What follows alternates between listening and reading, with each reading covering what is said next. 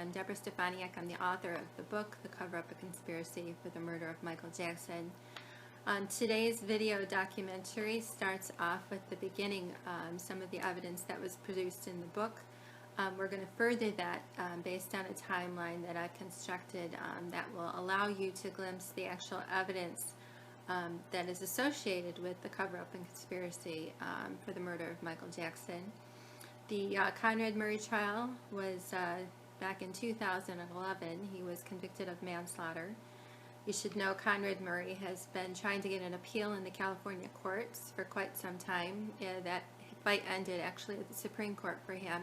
He's going on to the federal courts, still contending that he's not guilty of the crime.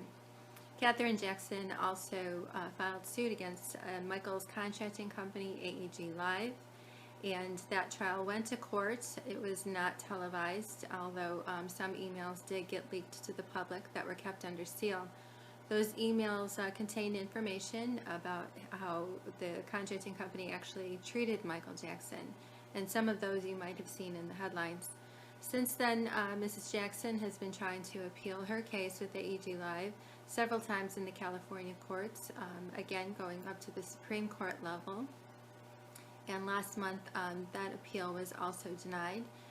And so we're here with a video documentary to actually shed some light on the mystery surrounding the death of one of the greatest pop stars that ever lived. As you know, Conrad Murray's manslaughter trial found a conviction for him in manslaughter. He served some time in jail.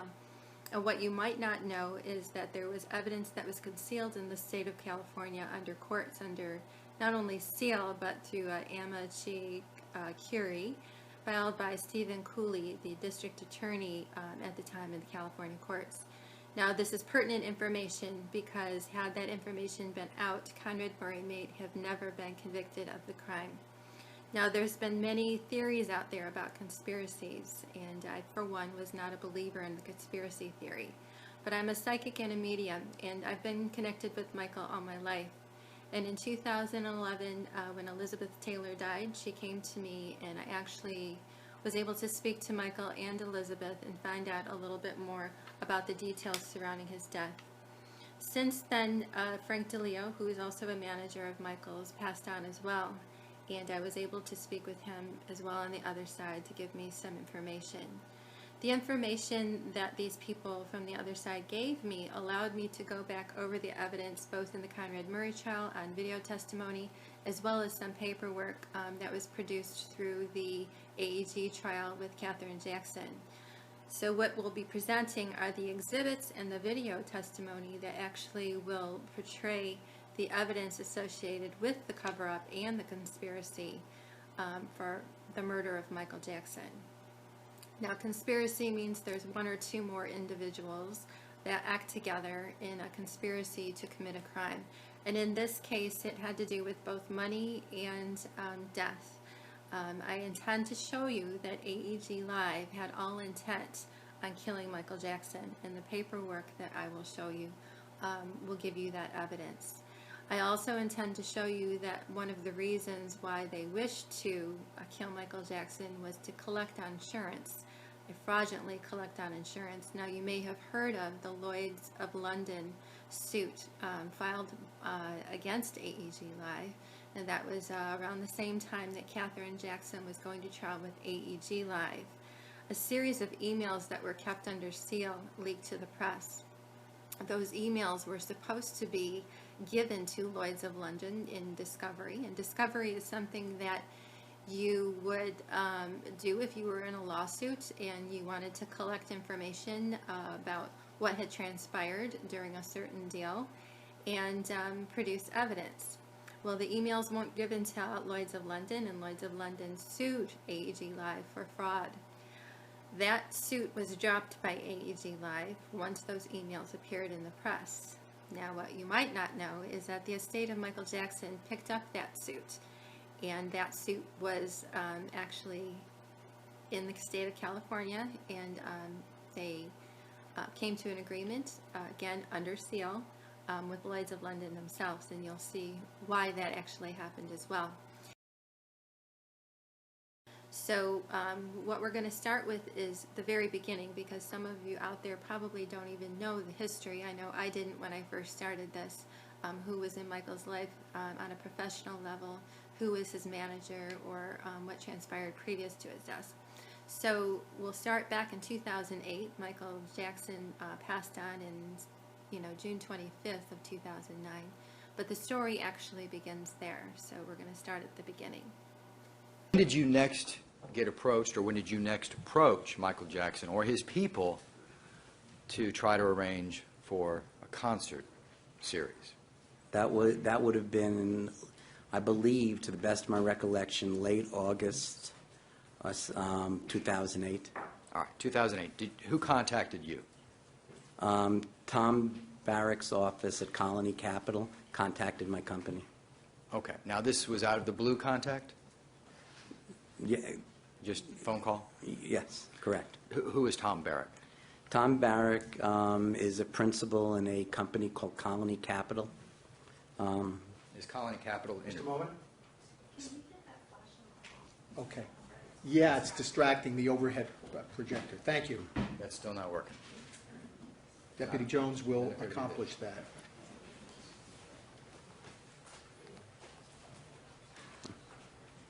Miracle work. Okay? Could you spell the word before capital? Capital I assume it's spelled C-A-P-I-T-A-L. No. Oh, It's Colony. The word before. Colony. Colony. Colony, C-O-L-O-N-Y. Thank you. Is Colony, may I continue? Sure. Is Colony Capital an entertainment company? Not to my knowledge. An entertainment agency? No. What kind of company is it? My knowledge of it is that it is like a private equity fund. All right. And the owner, the principal in that company is Tom Barrack? Right. I think there are numerous partners. Okay. Who did Tom Barrack contact? Was it you directly? No, he actually contacted Phil Anschutz. Who is Phil Anschutz? He's the chairman of AEG, and someone I report to. He is the Anschutz and Anschutz Entertainment Group? Yes, he is. All right. Tom Barrack knew Phil Anschutz, to your knowledge? I believe so. And then you were contacted by Phil Anschutz? Correct. Were you familiar with any involvement that Tom Barrack had with Michael Jackson? Sustained, 350 and 352. Did Phil Anschutz, when he called you, what instructions were you given?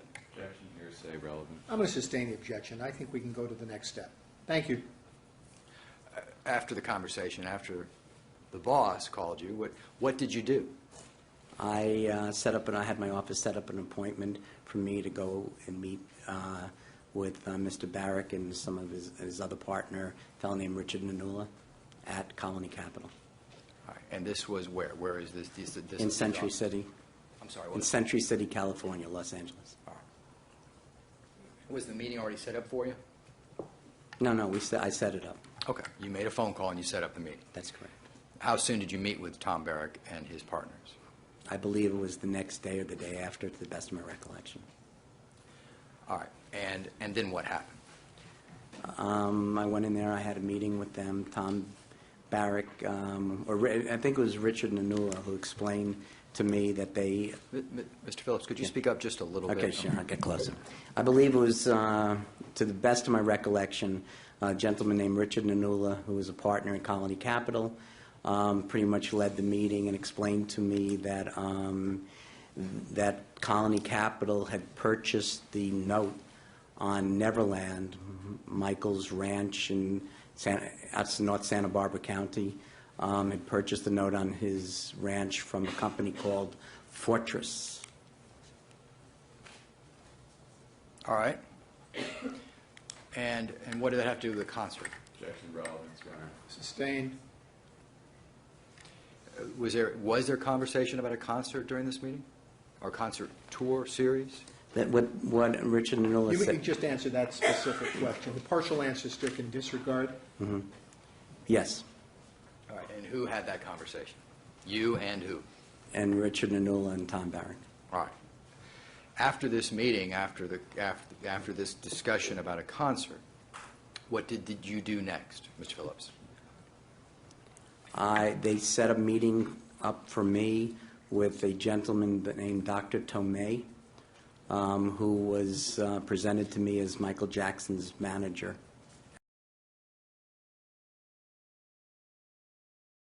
So as Tomei took over, he had him sign a power of attorney, which allowed Tomei to negotiate any deals he wanted without the permission of Michael.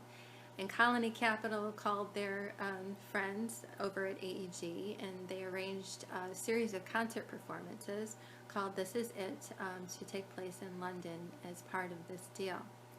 AEG Live was headed and controlled by Randy Phillips, the CEO of AEG Live, and Tomei and Randy Phillips were negotiating the deal and the contract for the This Is It concert series. So one of the things that you need to know about Tomei is that when he signed the contract with Michael back in 2008, he insured a finder's fee for a 10% profit on the sale of Neverland. So if it ever did sell, he would get 10% of that profit. Now you might have seen Neverland has been up for sale, so I'm sure he's after that money right now. He'd also get paid $35,000 a month for services, plus he would get all of expenses paid for directly from Michael. And if Michael was poor, I'm not sure how he could have afforded that, but that was part of his deal. 15% for any work Michael did. That means any concert performances, any television broadcastings, any kind of work that Michael might have done. Tomei was entitled to 15%. This was his contract with Michael Jackson. Now, part of his deal is part of Tomei's deal. What I found out in one of the contracts that he signed is that he was negotiating the Sony ATV catalog, and this is a big thing. The Sony ATV catalog has been sought after by people on the Sony board from Michael for quite some time. You may remember the Invincible album back in 2001 when Michael actually held protests against Sony. Let me just say this. The tradition of great performers from, and I really want you to hear what I have to say, the tradition of great performers from Sammy Davis Jr. to James Brown to Jackie Wilson to Fred Astaire, Gene Kelly. The story is usually the same though. You know, these guys work really hard at their craft, but the story ends the same. They usually are broken, torn, and usually just sad, and the story is very sad in the end because the companies take advantage of them. They really do. And Sony,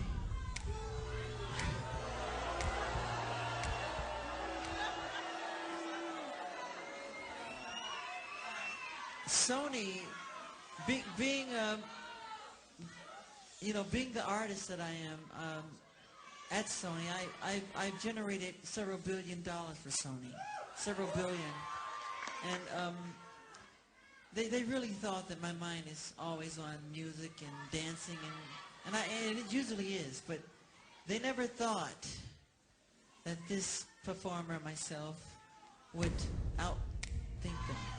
So we can't let them get away with what they're trying to do, because now I'm a free agent. Yeah.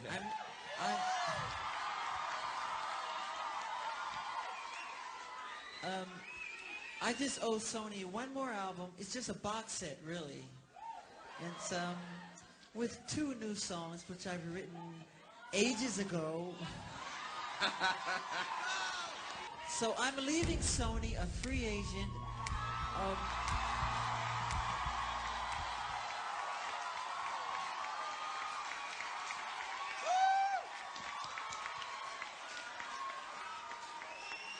Owning half of Sony. So I own half of Sony's publishing,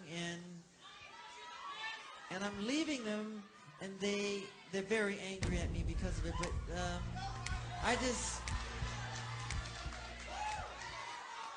I just did good business, you know. They were trying to get back the catalog then, and basically they thought if they could make him look broke or go broke and not get proceeds from his record sales, they'd be able to take back that catalog. So Tomei begins negotiating for the Sony ATV catalog back in 2008. And this testimony, it can be found in the Tomei versus Michael Jackson estate complaints. He actually relayed a lot of information of what he did for Michael Jackson during that time. In 2008, he also said that he ran the website for MichaelJacksonLive.com. Now, if you remember, during the concerts for This Is It, at the very beginning of 2009, when the This Is It concert series was announced, there were tickets on sale through AEG Live, but there was also a site called the MichaelJacksonLive.com site. This was ran by Tomei, and this site promoted souvenir tickets after Michael's death. Now, the tickets on this site went for about $2,400, $2,500 a piece. They were getting 80% of the profits with a ticket seller named Viagogo. Now, Viagogo was the back end for Tomei's website, and they were scalping tickets for profit. And this isn't the first time that anybody's done this, but this was the deal they set up. So Tomei and Randy Phillips were together on this, and they were collecting 80% of the ticket profits. So if you bought a ticket for This Is It concert series, you know where that money went.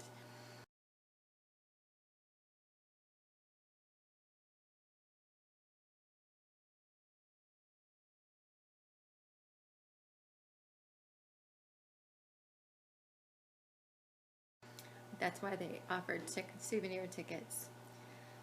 So Michael decided to confide in a spiritual advisor as soon as September of 2008, and he had concerns about Tomei already. This was about 1 month after. And when he confided in him, he said that he wasn't able to talk to his advisors, his accountants, or anyone else, that he would talk to Tomei and Tomei would talk to them. So he was basically taking control of all of Michael's financial affairs without Michael's knowledge. At a time when Michael Jackson wore masks everywhere and virtually hid from the world, there was one man who made his way in. Tomei had an all-access pass to Jackson's life. Did Michael Jackson trust the wrong people? A lot of times in life he did. Frank DeLeo was Michael's longtime friend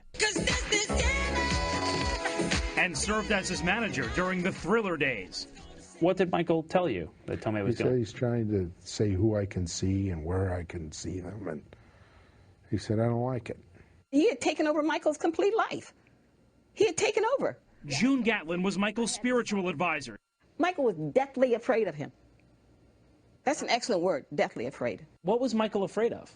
He was afraid of who this man is, afraid of whatever this man may or be capable of doing. Court papers reveal Tomei's been accused of everything from fraud to making threats, and all of it, friends say, was getting too close for Michael Jackson. Last time we spoke, you told me to check on Dr. Tomei, and I did a complete checking. In September 2008, with Michael's permission, she taped one of their phone sessions. In this exclusive recording never heard before, Michael launches into his fears about his top advisor, Tomei. This guy, he just has ways about him that looks like see what he's done. He's built this divide between me and my representatives, and I don't talk to my lawyer, my accountants. I talk to him, and he talks to them. That's not good. I know it's not good. I don't like it. And I want to get somebody in there with him that I know and trust. I don't know what's in my accounts. I don't know. Oh, that's not good, Michael. I know that's not good. When Michael talked to you about Tomei, what did he say? June, I don't like him. I don't trust him. He's mean. He's trying to keep me and separate me from everything and everybody I love. We cannot allow somebody to just be in total control of your life. I totally agree with that. That's why I'm calling you. Now, there's some security guards that were hired in 2008 in October by Tomei, One security guard is named Fahim Mohammed, which began work on October 1st.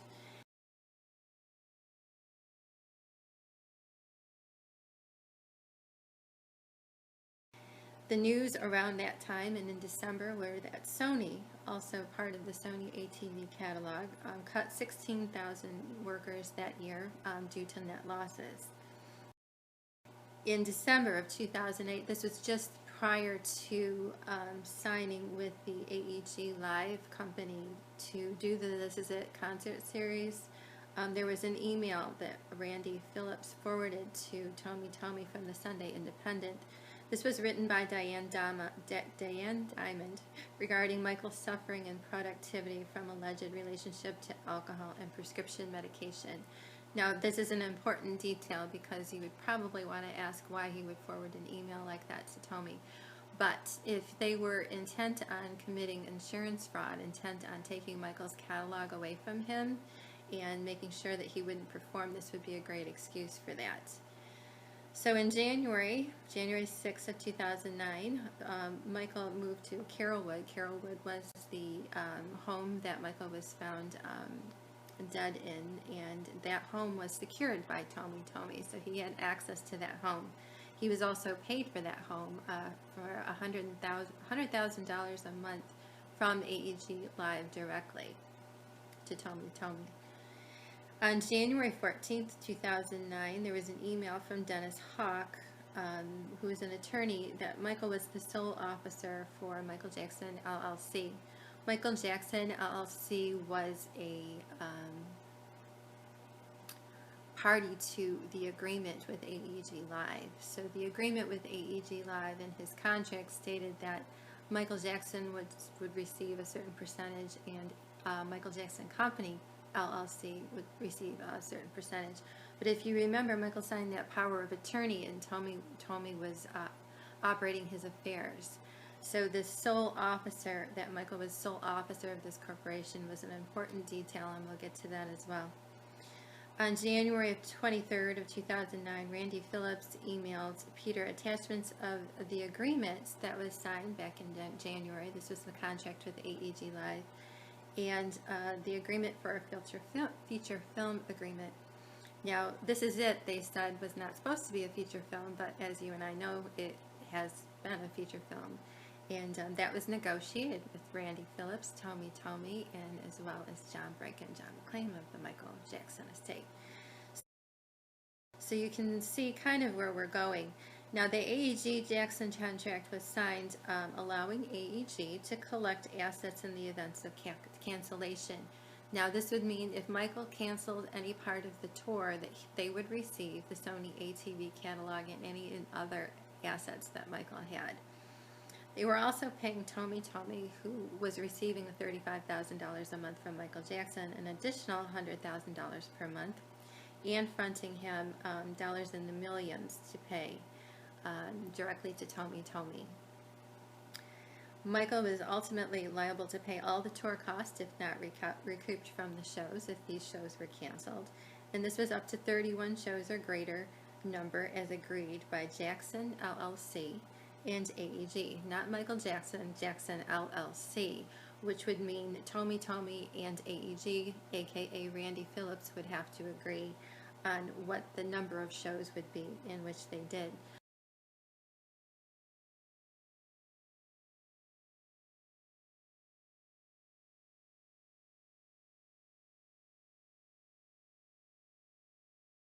Now, this whole deal was contingent only on cancellation insurance, which would make you wonder why it was contingent on cancellation insurance, if they indeed, wanted to go forward with the shows. On January 26th, the Lloyd's of London Insurance claims that Jackson LLC entered into a contract with AEG. Part of the Lloyd's claim was that AEG was trying to transfer the suit when they tried to drop out of the suit and take it over to the estate of Michael Jackson. And they claimed that Jackson LLC was not Michael Jackson.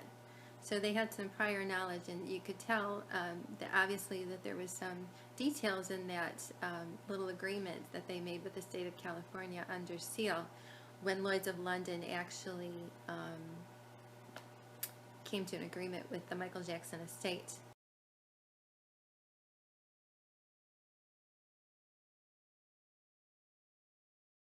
Again, Jackson LLC was not Michael Jackson, and AEG tried to transfer over rights for that Lloyd's policy to the Michael Jackson estate. On January 26th, again, the AEG Jackson contract provided a letter of credit, subject again to cancellation insurance. The production expenses were subject to cancellation insurance.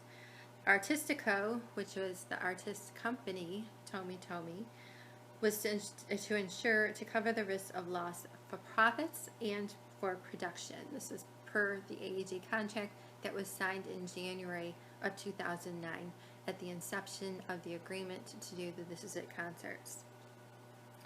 Now, on February 27th, 2009, Michael was seen shopping with his attorney, Peter Lopez. They were really good friends. Peter, unfortunately, has passed away as well under mysterious conditions.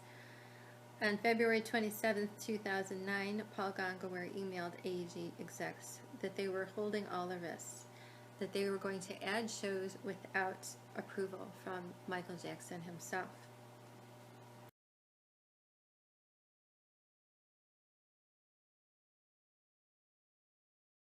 According to AEG Jackson contract, the right to recoup the artist advances paid to Artistico or Tomy Tomy, he must repay the promoter AEG and all advances if the cancellation insurance is not obtained, naming AEG as a loss paid by this date.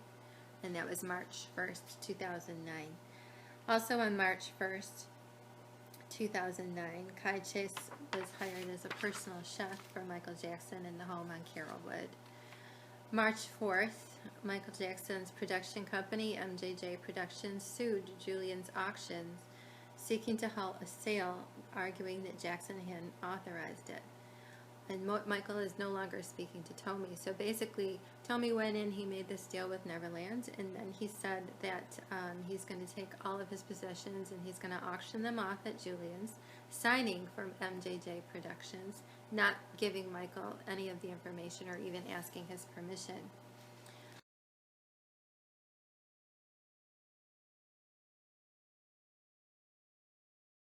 So with that news, Michael basically stopped speaking with Tomy. He doesn't trust him anymore. He's going to let him go as his manager.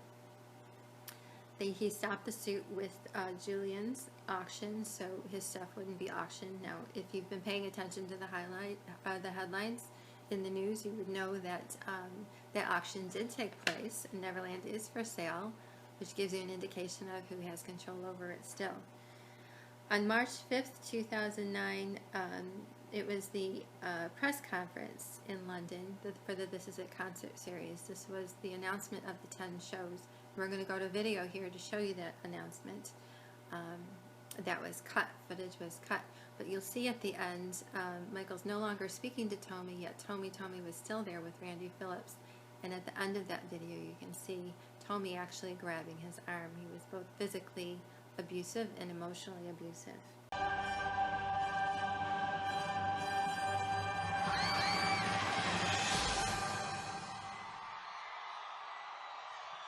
Ready for this? You have waited long enough. 750 million album sales, 13 Grammys. London welcomes the King of Pop, Mr. Michael Jackson.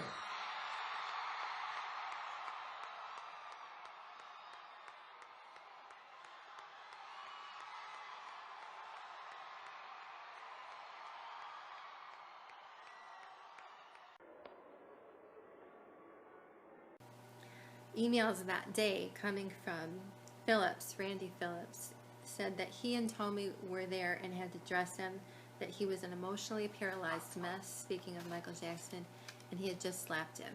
Now that was one of the emails that were leaked to the press during the AEG trial with Catherine Jackson, and also the reason why the Lloyd's of London suit was dropped by AEG Live. Michael announced 10 shows at the O2 Arena in London, claiming that these are his final performances. And when you see the video, you'll understand these are final performances because he's kind of done with these people and he just wants to get this over with.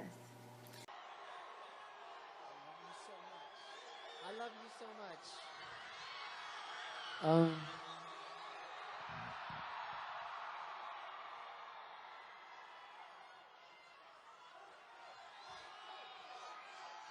Thank you all.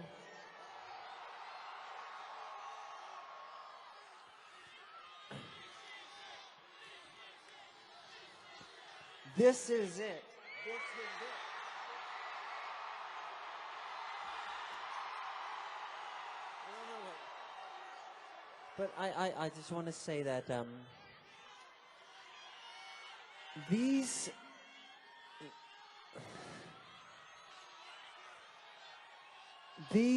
will be my final show performances in London. This will be it. This is it. And when I say this is it, it really means this is it. Because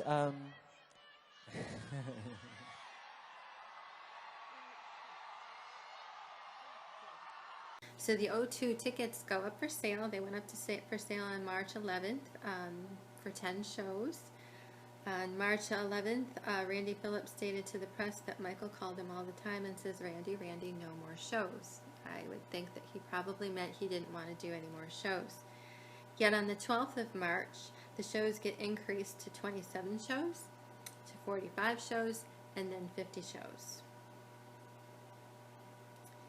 On March 18th, Tommy signs a declaration for Julian's lawsuit that he's the president of MJJ Productions, even though Michael had said that he was sole officer, and so did his attorney in previous emails.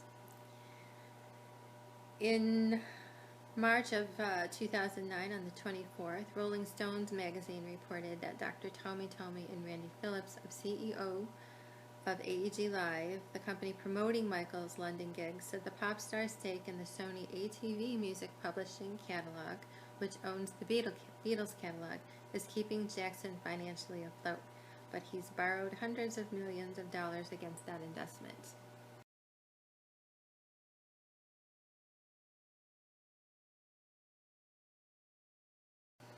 But on March 25th, 2009, Michael signs another agreement, and this is the turning point. March 25th, he signed an agreement to enlist Leonard Rowe as his representative, adding in pertaining to the O2 shows, sending it to Randy Phillips.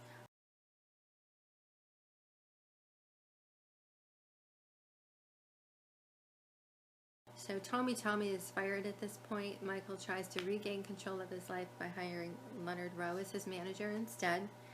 But this doesn't gel well with AEG Live because they had set up a very lucrative deal for themselves and for others, as you'll see as this timeline goes on.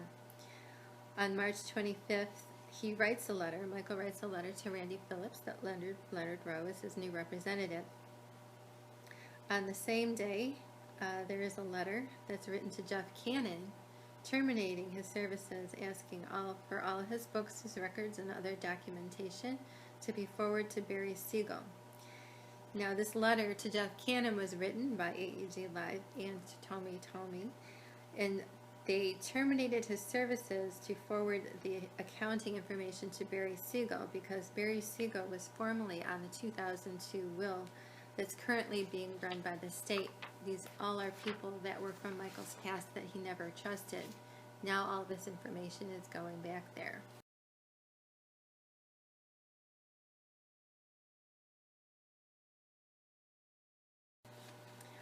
Also on the 25th, Kenny Ortega writes an email to Paul Gongaware regarding calls he's getting. He forwards the email to Phillips, which responds, "We need to pull the plug now. I will explain."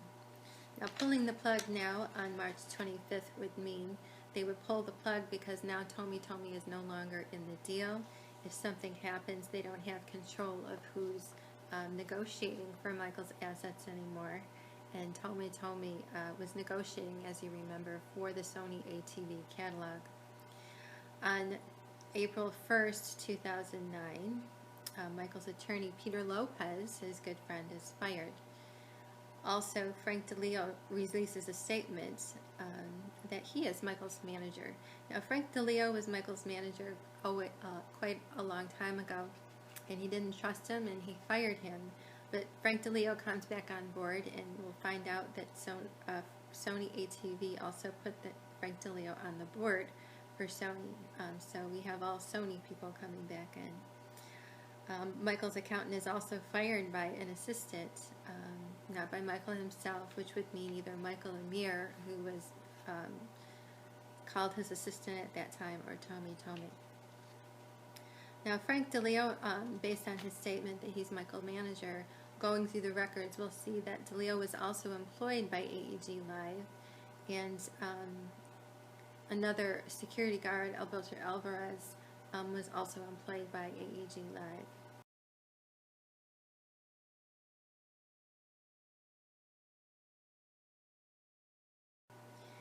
On April 6th, Conrad Murray orders propofol from Applied Pharmacy. April 14th, the dancer auditions begin at Kodak Theater for the production This Is It.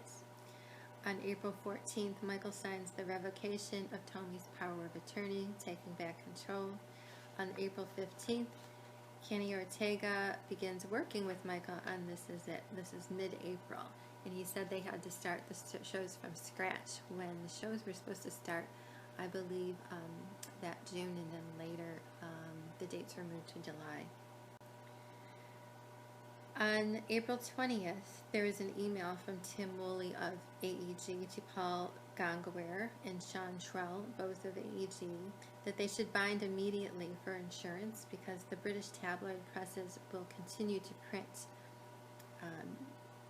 about Michael's health and his habits, and this would have an effect on the underwriters and the reinsurers. Now, I'm going to quote this because it said it could cause a withdrawal of the $8 million behind the $17.5 million coverage that would lead to a collapse of the deal.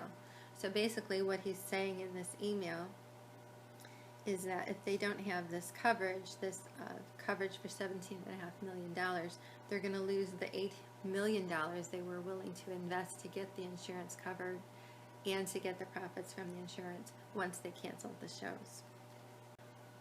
Now on April 24th, again, AEG binds the policy for insurance under an alias, Mark Jones, who is apparently Michael Jackson. Tim Woolley of AEG emails other executives about break-even insurance should the shows not go on. This was back in April 24th when they barely got into production, but they wanted to know about break-even insurance before the shows even started to get underway, or the setup actually underway, because we remember it's mid-April that Kenny Ortega just began work with Michael on This Is It.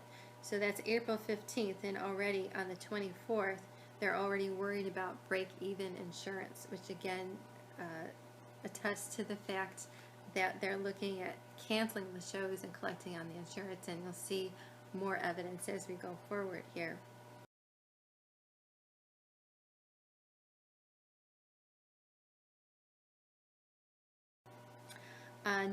On May 5th, Murray's services, Conrad Murray, started his employment with AEG Live on May 1st, and it commences with a contract with AEG Live.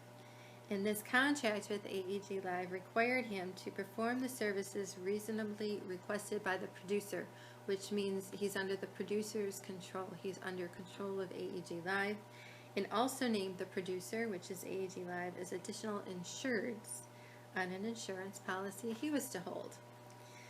Now you'll see also that Conrad Murray was instructed by AEG Live to get his own insurance policies just in case the concert performances didn't go on.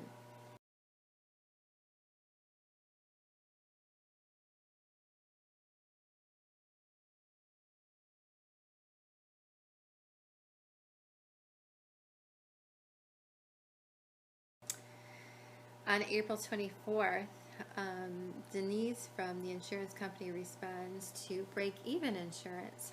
How much is it going to be for them to break even? and that the policy is being bound without any illness coverage until a London medical takes place. May 1st, 2009, Conrad Murray orders ephedrine, which is a diet pill causing rapid weight loss. Now, I've never known Michael Jackson to be obese. I don't think anyone in the public eye has, but ephedrine makes you lose weight.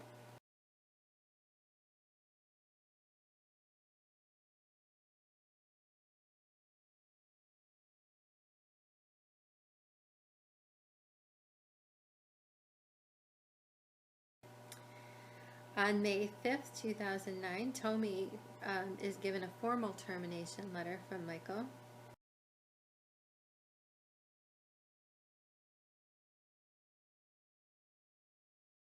On May 6th, 2009, Paul Gongaware of AEG emails Michael Amir Williams, who was Michael Jackson's head of security as well as his assistant under the direction of both AEG Live and Tommy, that his services are a done deal in reference to Conrad Murray. On May 8th, AEG Tim Woolley emails Conrad Murray to get insurance just in case his services were unable to be performed. This is cancellation insurance for Conrad Murray, and it needed to be added to their Lloyd's of London policy as per the email in the Lloyd's suit. So they were adding him onto the policy that they were contending to use for their cancellation insurance to cover Conrad Murray.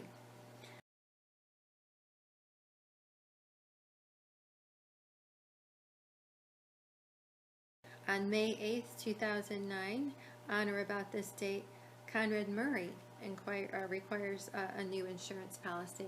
Now, it should be said Conrad Murray had never had insurance up to this point, but on May 8th of 2009, after entering in this deal with AEG Live, he decides to get not only insurance through Lloyd's of London with AEG Live, but insurance himself to make sure that he's covered for anything that might happen.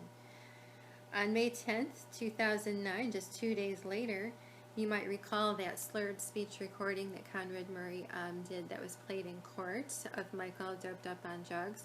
You might be able to go now back and recollect why he would make such a recording is because he wanted to make Michael out to be somebody that was taking drugs and under the influence all by himself, and Conrad Murray had nothing to do with it. He would collect insurance because Michael did it himself. On May 13th, 2009, Kai Chase is terminated by Michael Amir. There's a change in management. Now, this follows the termination of Tommy and also the hiring of Conrad Murray. Conrad Murray was hired basically to make sure Michael would not be performing the This Is It shows, as evidenced by ordering ephedrine, a diet pill that Michael obviously didn't need, and abundant sources of propofol. May 13th, Michael asked to call security to call his father Joe for help. Joe Jackson, his father, and Randy Jackson, his brother, were turned down at the gate. Security did not let them in to see Michael, even though Michael asked for them. Michael was being held prisoner in his home. Not even his home, Tommy's home.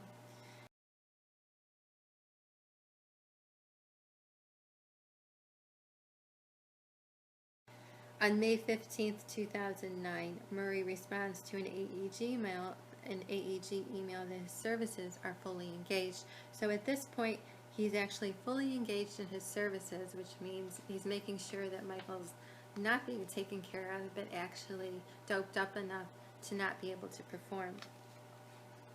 On May 19th, 2009, there's budget changes through AEG, and these were discoveries that were made through the AEG trial with Katherine Jackson. These budget changes in the email were budgeting startup insurance only. This means now insurance for any production or performance of shows, startup insurance only. So the insurance would cover just the startup of production that only started back again in April 15th. We are now at May 19th. 1 month into rehearsing for the This Is It shows, this budget change for startup insurance only was made by AEG Live. Tommy was gone following the confirmation of non-appearance, no longer necessary. So basically they're saying Tommy's out of the deal. They don't have to get cancellation insurance any longer. They're just going to do startup insurance. And this here is the intent, to start to kill and plan the murder of Michael Jackson. This policy was for $17.5 million. The budget amount was only for startup costs.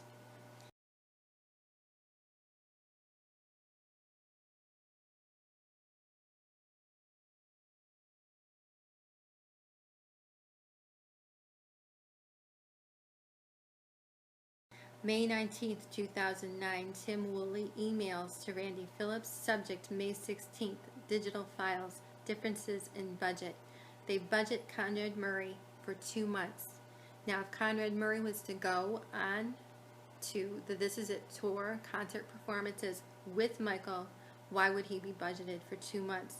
2 months from May 1st to July 1st would be 2 months. Michael again passed on June 25th, 2009.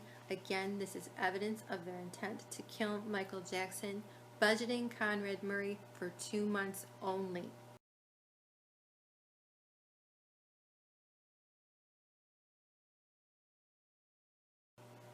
May 20th, 2009, a letter is faxed to Rowe, who's Leonard Rowe, who was the manager that Michael wanted to replace Tommy. That was signed by Michael Jackson, apparently, stating that if he had any questions about touring, they should be addressed with Frank DeLeo, who Michael did not hire, or Randy Phillips of AEG. On May 20th, again, the show dates are rescheduled from July 8th to July 13th. May 28th, Conrad Murray requests payment, stating he has performed his services to the client AEG in good faith. On May 29th, 2009, Michael's music catalog's copyrights are transferred and recorded on June 4th. I don't think that Michael probably would have transferred his catalogs and copyrights at that moment in his life. And then on May 30th, 2009, Randy Phillips tells the Los Angeles Times that the concerts are a do or die moment for Michael. And I think he meant that quite literally. June 2nd, Kai Chase is rehired under new management. June 2nd, 2009, Michael begins telling fans that he never agreed to 50 shows, and security begins to eliminate all contact with Michael and his fans. Now, we're going to give you some evidence, some emails that were collected in the AEG trial versus Catherine Jackson, where you'll see the fans actually tried to give Michael messages and letters that were not being allowed to be given to him. They said their security, after following Michael for some 20 years, would not allow them to give him anything without reading it first. They weren't allowed to see him, to contact him, when for 20 years they've been with Michael wherever he was and had been giving them information. He's been interacting with them, and now all of this contact with them has been cut off on June 2nd. From Michael Jackson's security team, and that would be Michael Amir, Fahim Mohammed, and Alberto Alvarez.